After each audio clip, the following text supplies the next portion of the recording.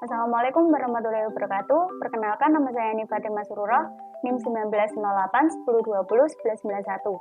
Video ini dibuat untuk memenuhi tugas UAS Statistika Ekonomi 2 kelas C. Untuk soal yang saya pilih yaitu soal nomor 2 dan soal nomor 4. Soal nomor 2, Biro Konsultan ingin mengetahui potensi menghasilkan laba perusahaan di suatu industri berdasarkan faktor-faktor yang mempengaruhinya. Dari kajian teori, diketahui jumlah pegawai, dividen yang dibagikan, dan persediaan awal serta besarnya DER diduga berpengaruh terhadap pencapaian laba di industri tersebut. Data sampel mengenai kinerja industri seperti di bawah ini. Nah, dari data tersebut diminta untuk yang pertama, menentukan persamaan model regresi beserta interpretasi modelnya. Yang kedua, apabila perusahaan mempekerjakan 220 pegawai, membayar dividen 64, dan mempunyai persediaan awal 1.500, serta besarnya DER menengah. Berapa nilai prediksi laba yang diperoleh perusahaan dalam industri tersebut? Yang ketiga, melakukan uji hipotesis simultan untuk menentukan ada tidaknya koefisien regresi yang berbeda dari 0. Yang keempat, melakukan uji hipotesa parsial. Apakah berpikir untuk menghapus salah satu variabel bebasnya? Yang kelima, berapa koefisien determinasi dan apa artinya? Yang keenam, jika simpulannya menghapus salah satu variabel bebas, lakukan analisis lagi tanpa variabel yang dihapus. Untuk jawaban nomor 2, yang pertama yaitu model regresi adalah persamaan matematik yang dapat meramalkan nilai-nilai suatu variabel tak bebas dari nilai-nilai variabel bebas. Tujuan dari penggunaan model regresi yaitu asumsi-asumsi model regresi linier sederhana. Yang pertama yaitu eksogenitas yang lemah, yang kedua linearitas, yang ketiga variance error yang konstan, dan yang keempat autokorelasi untuk data time series. Untuk soal yang kedua, menentukan berapa prediksi laba yang diperoleh perusahaan. Sebelumnya, kita harus menentukan terlebih dahulu persamaan regresi 3 variabel seperti tabel berikut. Selanjutnya, tentukan matriks yang diperlukan. Untuk menentukan matriks A1 seperti tabel berikut, kemudian diperoleh determinan A1 sama dengan 125, 721, 28, 70, 834, 260. Kemudian menentukan matriks A2 dengan tabel berikut, kemudian diperoleh determinan A2 sama dengan 373, 188, 888, 83, 89, 670. Kemudian menentukan matriks A3 seperti tabel berikut, yang kemudian diperoleh determinan A3 sama dengan 879, 630, 891, 766, 85, 20. Selanjutnya menentukan matriks A4 seperti tabel berikut, yang kemudian diperoleh determinan A4 sama dengan 374, 130, 486, 717, 54, 80. Dari persamaan regresi linear berganda, Y sama dengan 965,28 ditambah 2,87x1 ditambah 6,75x2 ditambah 0,29x3. Untuk X1 sama dengan 220, X2 sama dengan 64, X3 sama dengan 1500, dan Y sama dengan 2458,7752. Untuk menentukan matriks A seperti tabel berikut. Kemudian untuk menentukan nilai B1 sama dengan 1,2572 dibagi 1,3024 sama dengan 1,0360. Kemudian menentukan nilai B2. 3,3718 dibagi 1,3024 sama dengan 3,4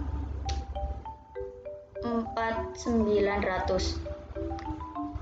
Selanjutnya menentukan nilai B3 sama dengan 8,7963 dibagi 1,3024 sama dengan 6,7538.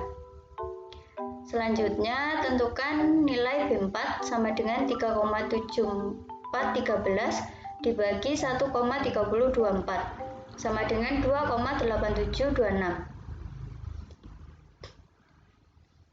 Untuk persamaan regresi linear berganda, Y sama dengan 1,0360 ditambah 3,4900x1 ditambah 6,7538x2 ditambah 2,8726x3. Untuk X1 sama dengan 220, X2 sama dengan 64, X3 sama dengan 1500. Kemudian diperoleh Y sama dengan 1,0360 ditambah 3,4900 dikali 220 ditambah 6,7538 dikali 64 ditambah 2,8726 dikali 1500. Hasil dari Y yaitu 9,3990 yang merupakan nilai prediksi data yang diperoleh. Selanjutnya untuk poin C, yaitu melakukan uji hipotesis simultan untuk menentukan koefisien regresi yang berbeda dari 0. Yang pertama, kita harus menentukan terlebih dahulu hipotesis. H0 yaitu tidak ada pengaruh variabel X1, X2, dan X3 terhadap Y. Untuk H1 yaitu ada pengaruh variabel X1, X2, dan X3 terhadap Y. Selanjutnya menentukan taraf atau tingkat signifikasi atau alfa. Nilai yang biasa digunakan adalah alfa sama dengan 5% atau 0,05. Selanjutnya menentukan F hitung seperti tabel berikut. Kemudian dilanjutkan dengan menentukan F tabel menggunakan tabel uji F dengan rumus sebagai berikut, diperoleh hasil 3,41. Kriteria pengujian nilai F hitung dan F tabel. Jika nilai F hitung kurang dari F tabel, maka H0 diterima dan H1 ditolak. Jika nilai F hitung lebih dari F tabel, maka H0 ditolak dan H1 diterima. Kesimpulannya adalah berdasarkan output ANOVA yang ada di tabel sebelumnya, diketahui bahwa nilai signifikan untuk pengaruh X1, X2, dan X3 secara simultan terhadap Y yaitu sebesar 0,000 kurang dari 0,05 dan nilai F hitung 14,902 lebih besar dari F tabel yaitu 3,41.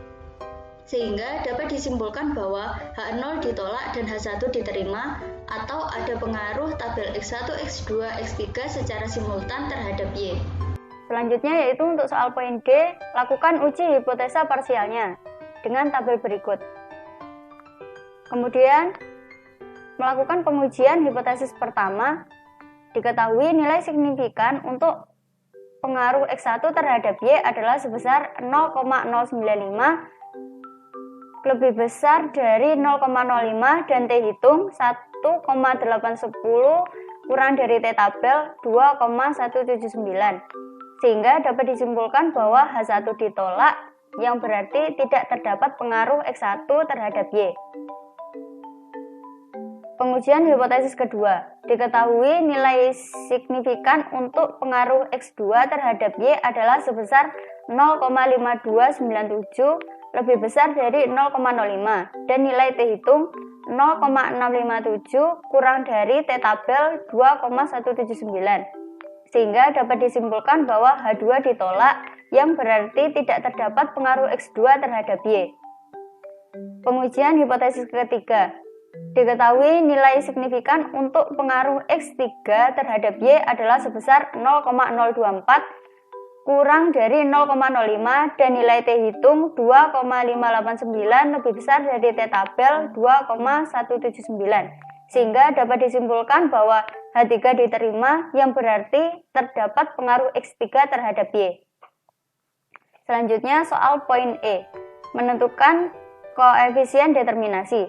Dengan rumus sebagai berikut diperoleh nilai 7,95424601. Selanjutnya soal poin F. Jika simpulannya menghapus salah satu variabel bebasnya, lakukan analisis lagi tanpa variabel yang dihapus. Yang pertama yaitu menentukan hipotesis. H0 tidak ada hubungan antara tingkat manajerial dengan tingkat kepedulian terhadap lingkungan. H1 ada hubungan antara tingkatan manajerial dengan tingkat kepedulian terhadap lingkungan. Kedua, menentukan tingkat signifikan. Alfa sama dengan 5% sama dengan 0,05. Ketiga, menghitung nilai T hitung menggunakan SPSS, maka diperoleh perhitungan sebagai berikut. Selanjutnya yang keempat, menentukan daerah penolakan H0. H0 akan ditolak jika T hitung lebih besar dari T tabel atau kurang dari minus T tabel. H0 akan diterima jika minus T hitung kurang dari T tabel kurang dari T hitung yang artinya H1 ditolak.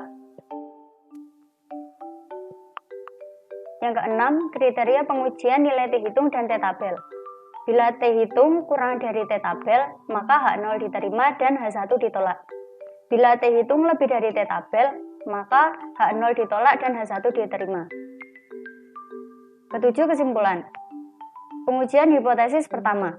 Diketahui nilai signifikan untuk pengaruh X1 terhadap Y adalah sebesar 0,095 lebih dari 0,05 dan T hitung 1,810 lebih dari T tabel 2,1788. Sehingga dapat disimpulkan bahwa H1 ditolak yang artinya tidak ada pengaruh X1 terhadap Y.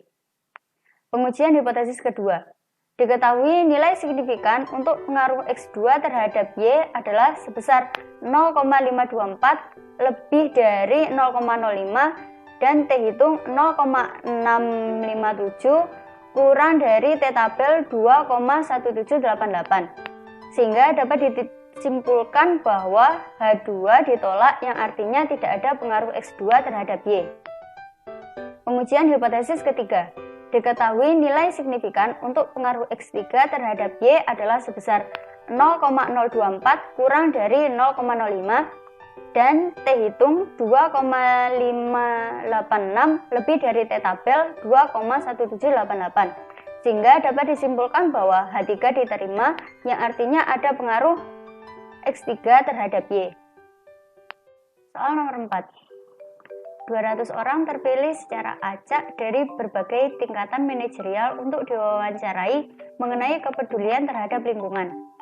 Jawaban responden diklasifikasikan menjadi 3 kategori, yaitu tidak peduli, cukup peduli, dan sangat peduli. Hasilnya dapat dilihat dalam tabel berikut. Untuk manajer puncak ada 15 orang yang tidak peduli, 13 orang cukup peduli, dan 12 orang sangat peduli dengan total 40 orang.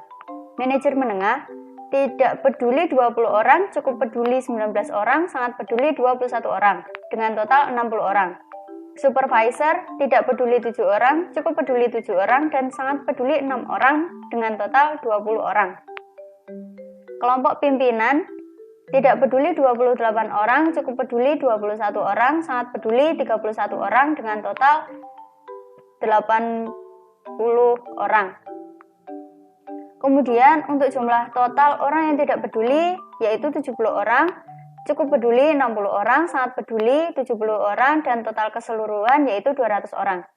Ujilah hipotesis nihil yang mengatakan tidak ada hubungan antara tingkat manajerial dengan tingkat kepedulian terhadap lingkungan.